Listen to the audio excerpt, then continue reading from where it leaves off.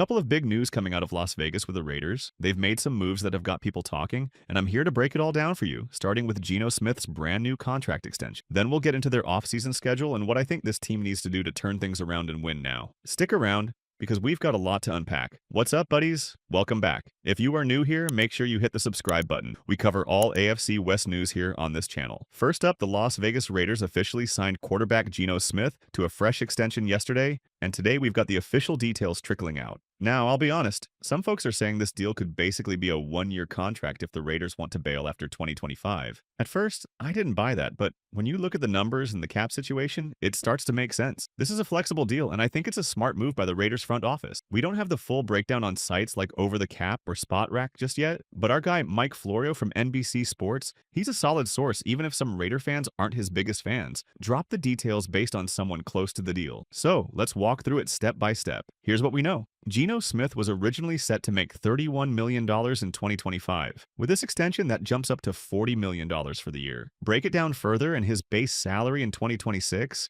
is $26.5 million. Of that, $18.5 million is fully guaranteed right out of the gate. The other $8 million, that's guaranteed for injury, but it locks in fully on the third day of the 2026 league year. Then, in 2027, he's got a base salary of $39.5 million, but none of that is guaranteed. Oh, and there's a $3.5 million incentive on the table each year too, which could bump things up. So I went ahead and mapped it out to make it simple. Originally, Geno was on a one-year deal for 2025. Now it's a two-year extension worth $43.75 million total. Add in those incentives, and it could hit $50.5 million over 2 years if he maxes out. Now, here's where it gets interesting, and why I think this is a win for the Raiders. In football, the reported contract numbers are never the full story. You hear 2 years, $43.75 million, and it sounds big, but the real deal is the guaranteed money. If a guy signs for $30 million a year over 5 years, but only 1 year is guaranteed, he's not really making $150 million. It's $30 million, and the rest is a team option. For Geno, the Raiders bumped his 2025 pay by $9 million. He's getting $40 million this year, and with incentives, that could climb to $43.5 million.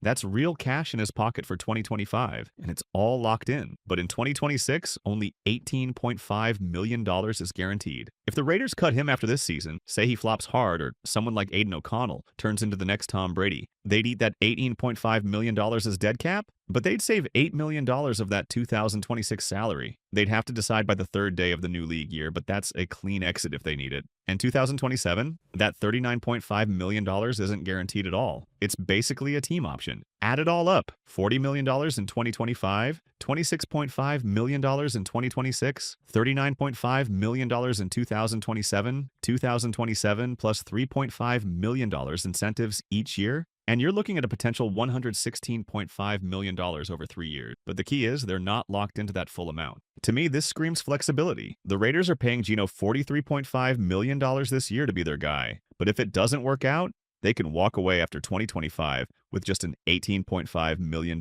hit in 2026. That's a low-risk move for a team that's clearly trying to win now. And let's not forget, they traded a third-round pick to get him, so they're not messing around. They believe he's their quarterback for at least the next season or two. Maxx Crosby, the Raiders' superstar defensive end, is hyped about it too. He told Jordan Schultz, and I quote, "I'm hyped. Geno's a baller and exactly what we needed for this team and organization. It starts with the work and commitment, the brotherhood. Now it's our time to prove it. Let's go win." That's big praise from a leader like Crosby. And if you follow Geno on social media, you'll see why. He's out there every day, working with teammates, grinding. That's the kind of quarterback you want. Not some guy sitting on the couch playing video games all day. But some fans aren't sold. I've been reading the comments. People are saying $42.75 million a year is too much for Geno Smith. I get it, it's a big number when you look at just the 2-year extension. But step back and look at the whole picture. Over 3 years, it averages out to about $37 million a year, and that's a steal for a solid starting quarterback in today's NFL. Plus, the Raiders can get out of it after 2 years with no real damage. To me, this gives them options. Let's say the draft goes wild, Shedder Sanders slips to the 3rd round, or Jackson Dart or Will Howard emerges as a stud. The Raiders could draft a quarterback, let him develop under Chip Kelly for a year or two, and move on from Geno if they need to. Or they could stick with him and build around him. Either way, this contract sets them up to compete now while keeping the future open. Yes, so I guess this is the right decision. Okay, now let's talk about the Raiders' off-season schedule, because that just dropped too. This is a big year with Pete Carroll and John Spytek taking over as the new coaching staff, and the dates are set.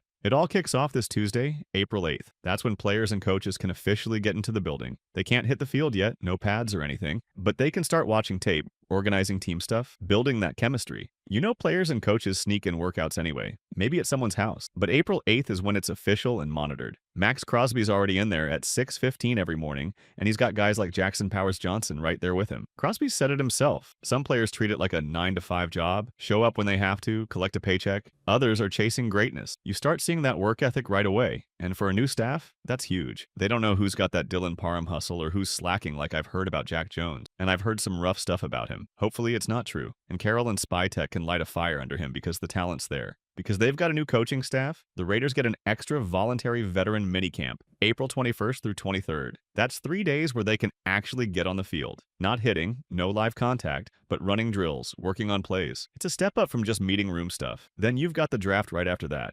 April 24th to 26th, I'd guess. And a couple days later, they'll have a rookie minicamp. We don't have those exact dates yet, but it'll be before OTAs kick off on May 19th. That's when the veterans come back and things ramp up again. OTAs let them line up 11 on 11, run plays at about 75% speed, no crushing hits, but real football stuff. That runs through late May, and then you've got mandatory minicamp June 10th to 12th. That's when we'll start hearing the holdout rumor. Who's showing up, who's not. For a team with a new staff and a win-now vibe, this offseason is massive. Now, let's talk about what the Raiders need to do to actually win, because I think they're all in right now. Look at Maxx Crosby's deal. 2 years of solid pay, then 3 years where he's not guaranteed much. He's making like the 20th highest paid defensive end in those later years. If the Raiders don't win in the next 2 or 3 seasons, some team's going to offer 3 first-round picks for him. He'll be 28, 29, 30, in his prime, on a cheap deal. That tells me Maxx is saying, go all in now or I'm out. Same with Geno, 3 or 4 years to win, not 5 or 6 down the road. The defensive line is nasty. Maxx, Christian Wilkins, Tyree Wilson, it's stacked. But the offense, man, it's got holes and they've got to fix them fast. Start with the wide receivers. Jacoby Myers is good. There's a lot to like in his tape. Trey Tucker's got upside, tons of potential. But if Myers goes down, can Tucker step up as the guy? I don't think so, not yet. And behind them, you've got Christian Wilkerson, Jeff Foreman, guys who aren't scaring anybody. Imagine Geno Smith trying to throw to them against Jalen Ramsey or Patrick Surtain. It's not happening. The Raiders need a difference maker at receiver, and with the 6th overall pick, I'd seriously look at one. The drop-off from a first-round receiver to a second-rounder is big. Yeah, Ashton Jeanty's a stud running back, but you can find a good one later. More on that in a sec. If Travis Hunter's gone in the top 5, you've still got options at 6 to grab a game changer. Then there's running back. Raheem Mostert was a nice signing, but he's old, and injuries are a worry. Zamir White as your RB1 again? We saw how that went last year. Not good. You can't roll into 2025 banking on Mostert staying healthy and White stepping up. If Jeanty's off the board, grab a back in the 2nd round. There's value there. But you've got to add someone who can carry the load. Fix those 2 spots, receiver and running back. And with Geno slinging it, this offense can keep up with that killer D-line. One more option. If the top skill guys are gone, look at right tackle. DJ Glaze. I've been critical of him, and we'll watch his tape in a bit. But if Armand Membu's there at 6, he might be the best tackle in this class. A stud tackle's worth it. You don't draft a safety that high, value's not there. Look at Brock Bowers last year. Best tight end. Still fell to 13 because the position doesn't carry that weight. Tackle, receiver, corner, D-line. That's where you spend a top 10 pick. Best player available, sure, but make it a difference maker. So that's my take. The Raiders are locking in Geno Smith with a team-friendly deal, setting up their offseason to gel with a new staff, and they've got a clear path to compete now. Add a receiver, a running back, maybe a tackle, and let that defense do its thing. What do you guys think? Drop your thoughts below. Agree, disagree, whatever.